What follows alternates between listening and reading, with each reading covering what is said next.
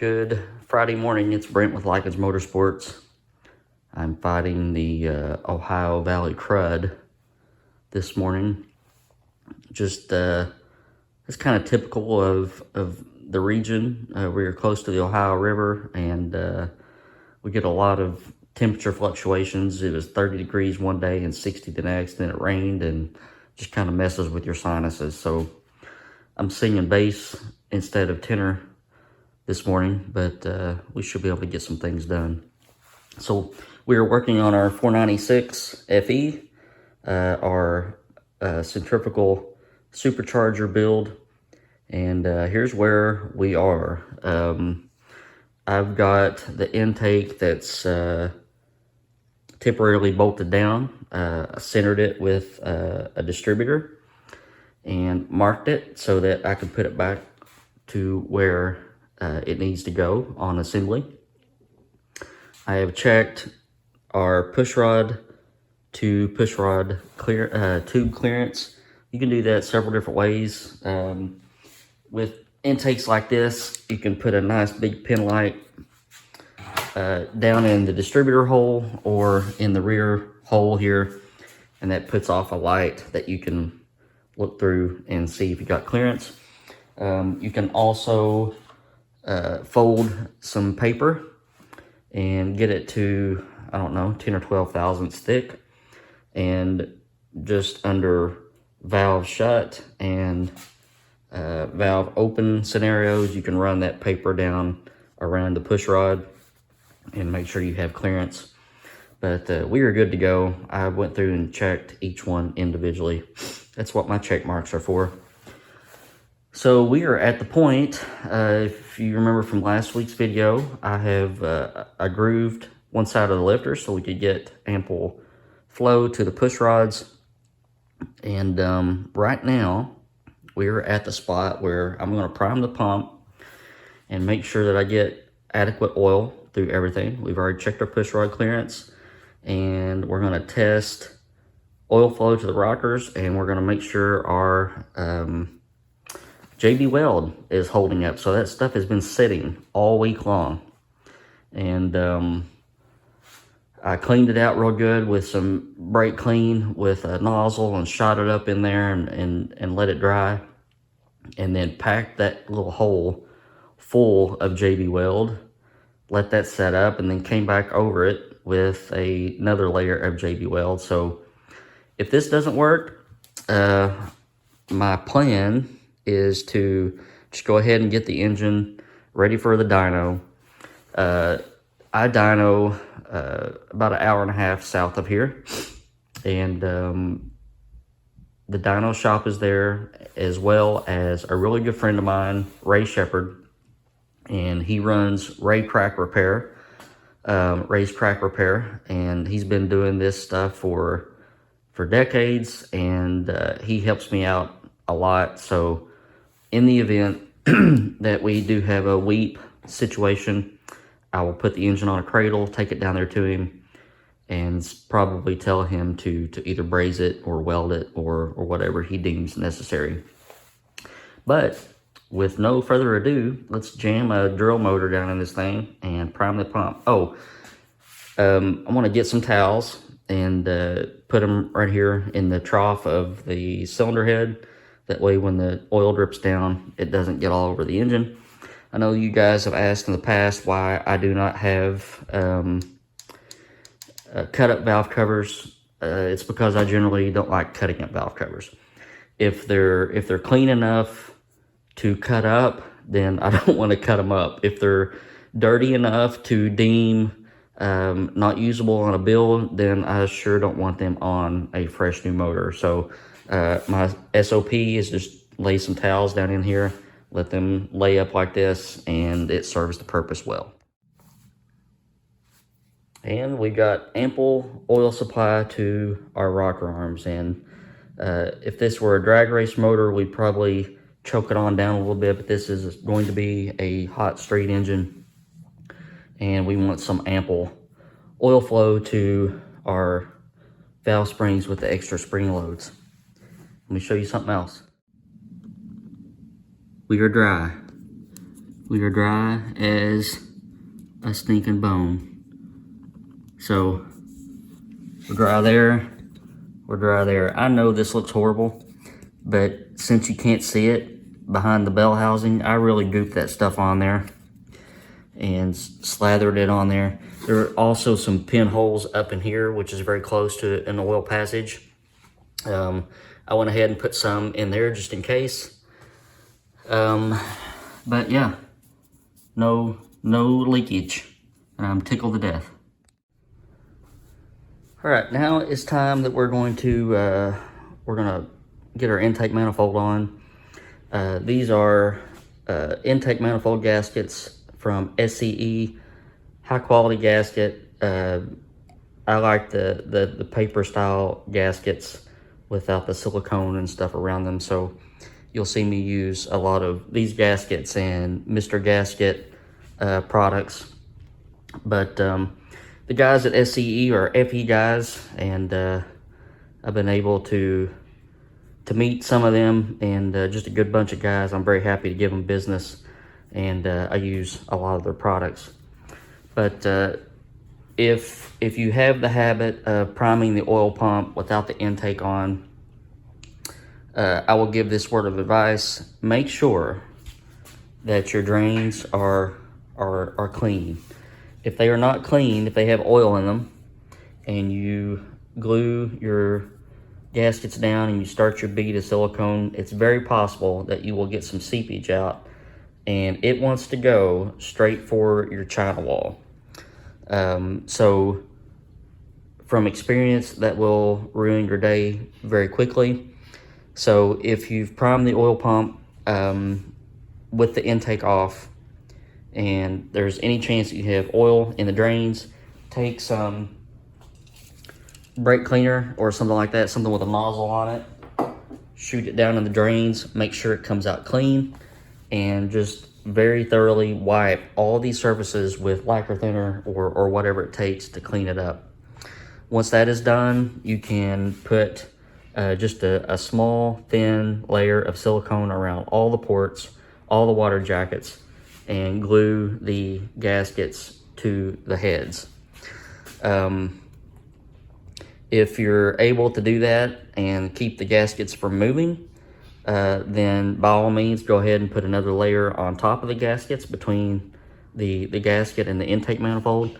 Position your intake and run your beads for your china walls, and you can go ahead and put the intake on. What I'm going to do is get some silicone on the gaskets, get those glued to the heads, and I'm just going to sit my intake down on them for 20 or 30 minutes and make sure I get a good seal on between the head and the gasket. Remember, on an FE, the gaskets are exposed to oil, so very possible to get oil contamination if everything is not glued and tight to the head. Here's all that's needed. You can just see it's a very thin layer. I always go from here down to here as well, just to block around this oil drain. Just a very thin layer between the head and the gasket. I'm also going to take this time to make sure all my bolts are the right length. Seems like every FE intake manifold is different. Normally you see bosses like this through here on normal FE intakes, but on this intake, all of the bolts are this shorter size. So you need 4 of bolts that are about that long, and 2 bolts that are longer. So don't just slap the silicone on and slap the intake on and then try to get your bolts fitted, because you'll run into some issues there. So make sure you have all the right fasteners before you do everything for the final time. Now, once the gaskets are glued to the head, again, just another thin layer on top of the gasket, and you want to run your bead across the china wall. This little area where you have 3 surfaces meet, you want to make sure you get some silicone down in there and make sure it squishes out so that you can see where it goes. That is a leak spot for an FE, so extra silicone there Same in the back. And then you can set your intake on. Okay, when you set the intake on, things get busy real quick, so that's why I didn't film anything. Lubricant on your threads, going into aluminum always. Just tighten in the sequence. You can look up on the internet and see what the torque sequence is for an FE manifold. And then just a nice smooth bead across the front and the back. You want to make sure that you get that squishage coming out right there in the area where these three planes meet. And that's about it. So I'm going to go over the fasteners one more time, and then we'll start getting our accessories on. We'll go ahead and put a carb lift plate on it so we don't dump anything down in it. Our rear, this is for if you want to run like a vacuum pump or a PCV valve or a breather or whatever. This will get a cover plate. Get our fittings in, and then we can move on to the rocker arm gear. Here's a view down the plenum.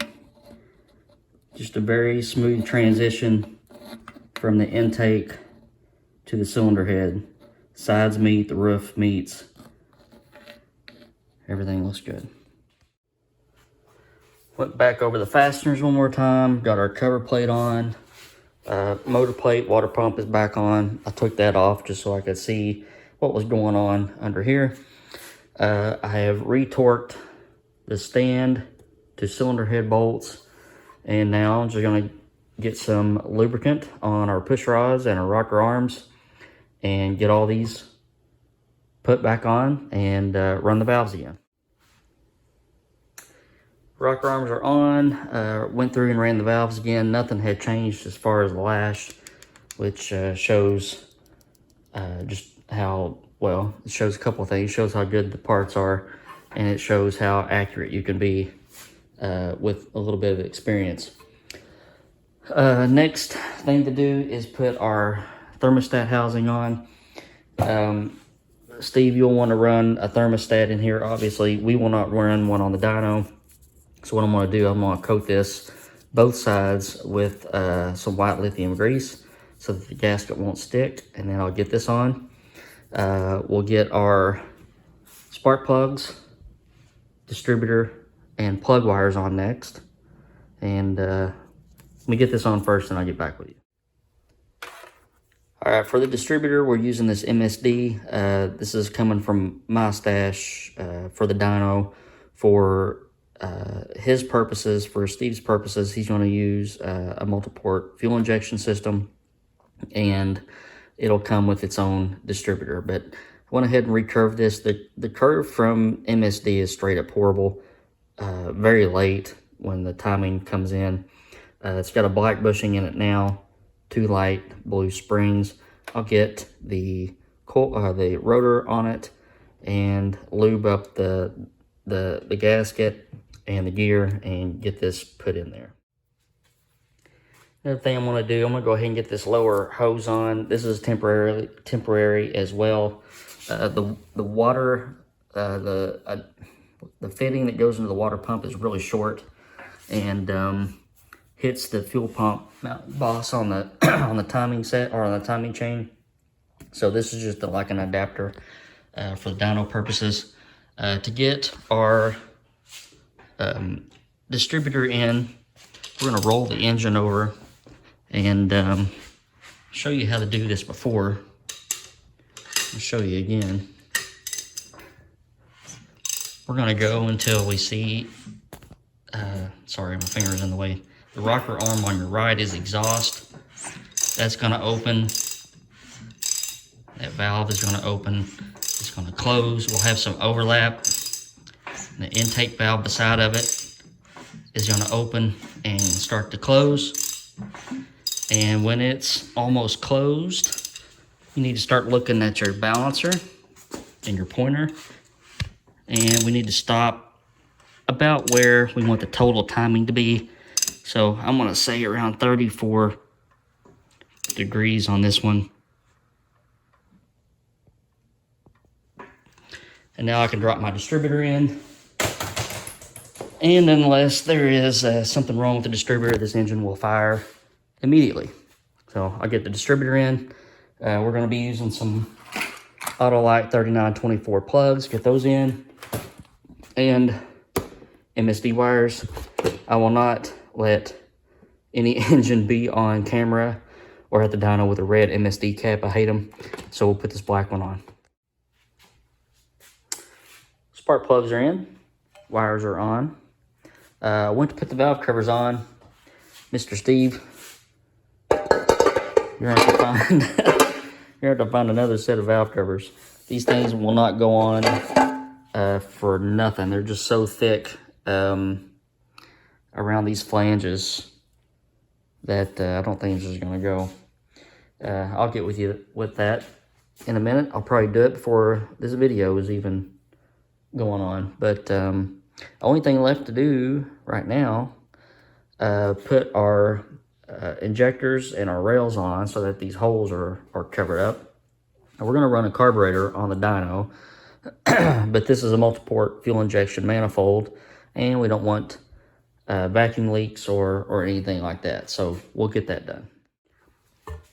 All right, the injectors that Steve sent, the O-rings are pretty dried out. I'm kind of afraid that they're going to leak some air into the intake, so I'm going to get with Steve on that. But as far as everything else goes, we're ready to kick the tires and light some fires.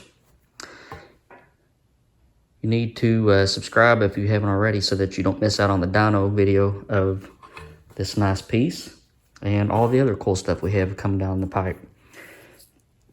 This is Brent with Lykins Motorsports. Hope you guys are having a good week, and I'll see you soon.